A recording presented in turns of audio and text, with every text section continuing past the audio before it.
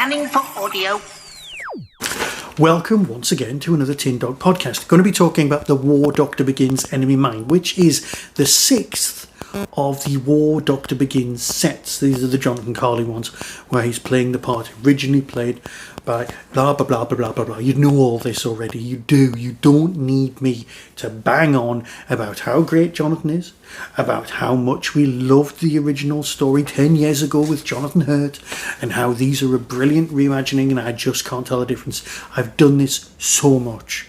I love these box sets.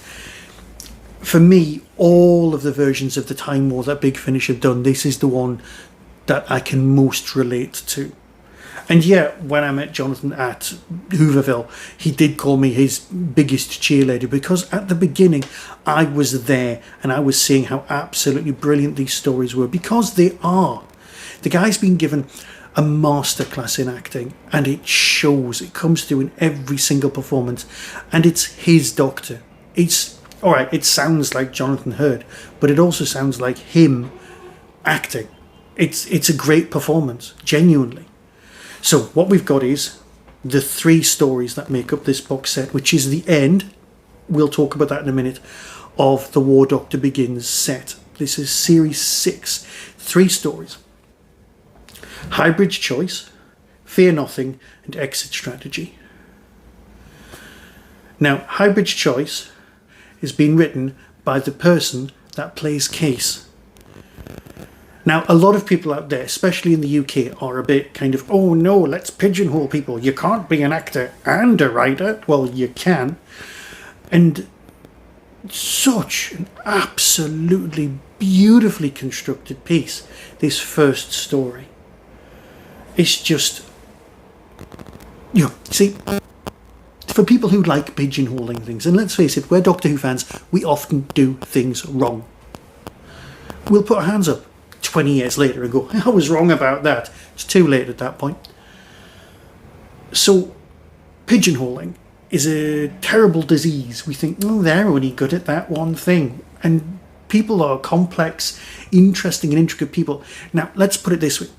If you've played a character for getting on for 5 years, off and on, you know that character. You've experienced them, you've taken the lines that other people have given you, you've absorbed them, you've given your take on them. So by the time you reach the end of your character's arc, arguably, then you know how they work, because you've been present at every single moment of their existence.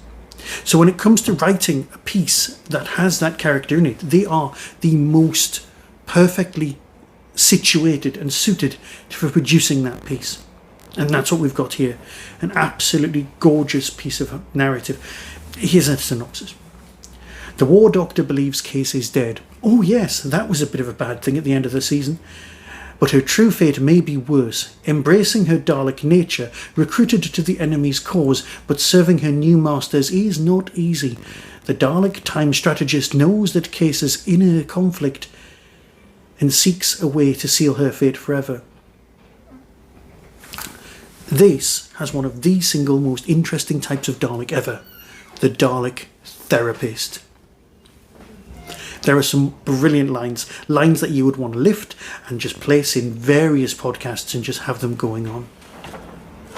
So, she's produced an absolutely gorgeous piece, but this Dalek, this therapist Dalek, is a creation that Nick Briggs is voicing and is just so damn clever. You know the bit that you've got, would you like some tea? You've got some great stuff here. Stuff you will want to, well, not lift, but you want to listen to, and it'll just bring a smile. The second story, Fear Nothing by Mark Wright. Mark's always producing some good stuff, and this is no exception. The War Doctor's search for Case is diverted by Commodore Tamasan. Summoning him against his remote TARDIS drydock facility at the very edge of the war, Tamasan has a dangerous proposition. But what's her true agenda? Case has been unleashed by the Daleks to eliminate a key Time Lord asset, an asset who could change the course of the Time War. With nothing left to lose, Case has nothing left to fear. It's the most, I don't want to say ordinary, but this is the most accessible of all of the stories, because it has the narrative that we've expected from the Time War. Somebody is trying to do something. The Time Lords are upping the game. There's a new type of TARDIS. There's some brilliant business going on with TARDISes in general. This is what I'm here for. This is why I'm here. I love the whole Gallifrey thing. I love the whole what they're really getting up to. I love all of that. It always makes me very happy. And it's so damn dark. But not as dark as episode 3, because this is the end of a 6-box set arc, and it's going to end well, and it's going to end in tears, and Paul McGann's on the front of the box. Yeah, you heard it here. Well, you didn't hear it first. You've got Paul McGann playing the 8th Doctor, as always. Not as always, but you know what I mean. And he is here as himself, and I don't want to say that much more. I wish you'd seen it. I wish I could chat with you about it, not seen it, heard it, and then we could just chat and go, yeah, when this happens, what about this? Oh, isn't that... But I can't do that because I don't do spoilers. Cases with the Daleks, but the Emperor is yet to be convinced of her effectiveness, because the Emperor is, let's face it, a bit mental. The Dalek Time Strategist will not give up and takes Case on a secret facility for readjustment. The War Doctor will not give up on Case either. He hopes she can still be rescued, but he's not the man he was, and he may not be that man who can save her. It's so clever, so well constructed, and you know what? If I tell you what it reminds me of, that means you'll figure it out, and you're clever. You really are, and I'm not here for the spoilers. I'm not. But oh my God, it's so well done. Paul puts in a brilliant performance, and there's a new character called the Nurse, who I genuinely want to reappear elsewhere. And let's face it, it's a time travel show, that could happen. Played by David Monteith, a time traveller who could basically be called the actual Doctor because they're a medic. It's lovely.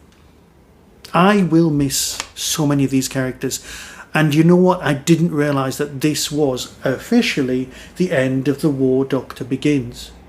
Will Jonathan Carley be doing any more of the voices for the Doctor? I mean, let's face it, he is officially the War Doctor for Big Finish, but he's busy, he's doing other stuff. He's got work, actual work. So I was a bit dubious. Now, I know that there's a whole Rutan War thing coming on, so that's made me feel better.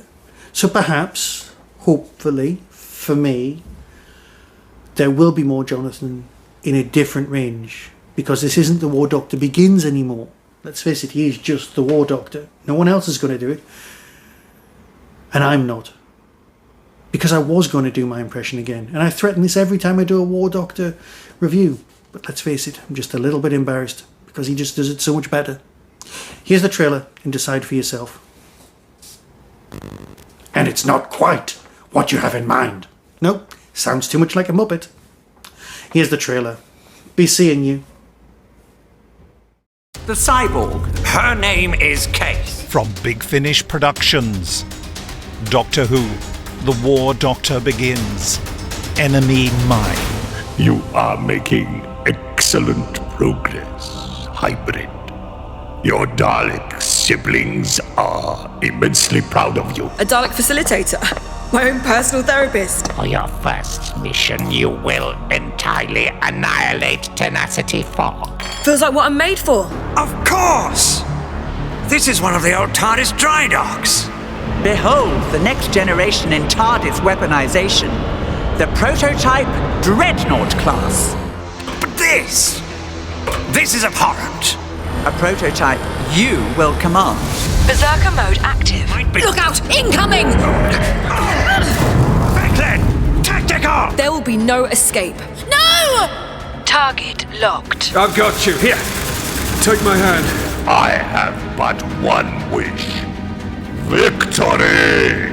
Some causes are beyond rescue. Who are you? Someone who was never here.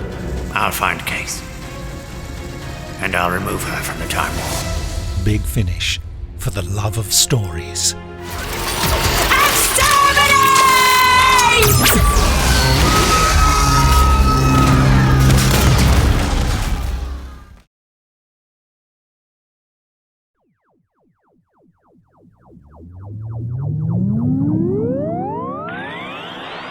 That was the Tin Dog Podcast. Everything discussed is the intellectual property of others. No infringement is intended. For early access to reviews, follow the show on YouTube or Twitter @TinDogPodcast.